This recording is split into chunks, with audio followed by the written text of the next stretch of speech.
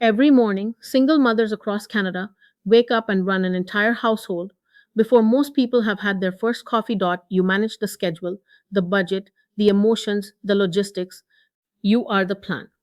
And yet, when it comes to personal financial strategy, most mothers are still navigating without a map.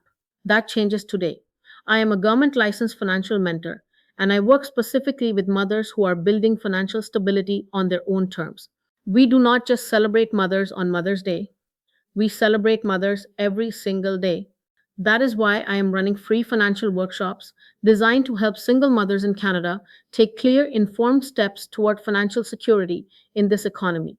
Most Canadian mothers receive the Canada Child Benefit every month.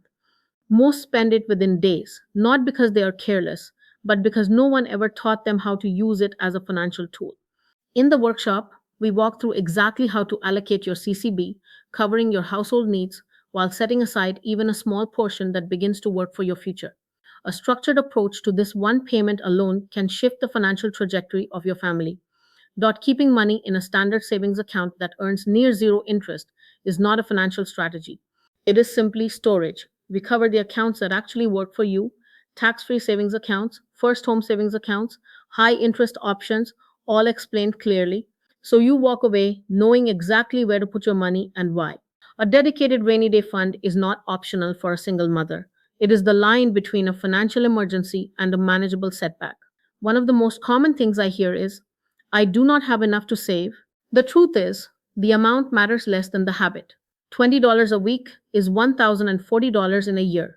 With the right account, it becomes more.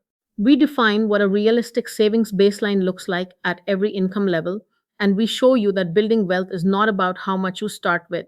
It is about starting. Say, $25 per week in a TFSA over 10 years with modest growth can exceed $17,000, enough for a semester of education, a vehicle, or a meaningful emergency reserve. This is the part of financial planning that most advisors avoid. I do not avoid it because ignoring it has real consequences. If something were to happen to you, an illness, an accident, an unexpected loss, what financial structure exists to protect your children? In Canada, thousands of children lose their primary caregiver with no life insurance in place, no designated guardian, no savings, no documented plan. The result is not just grief, it is financial disruption, instability, and in some cases, a complete change in the life those children knew. A single mother's passing can alter everything for her children: their home, their school, their sense of security. That is the reality. The most strategic, forward thinking thing you can do right now is build a plan while you are here to build it. That is not morbid, that is responsible. That is love in action. You will leave with from our workshop with a personal financial framework, not general advice, a structured starting point built around your situation because you have been showing up for everyone else. It is time for your finances to show up for you. My mission is simple. No family I reach will ever have to beg for money on a GoFundMe campaign. Comment below to join the free workshop. Seats are limited.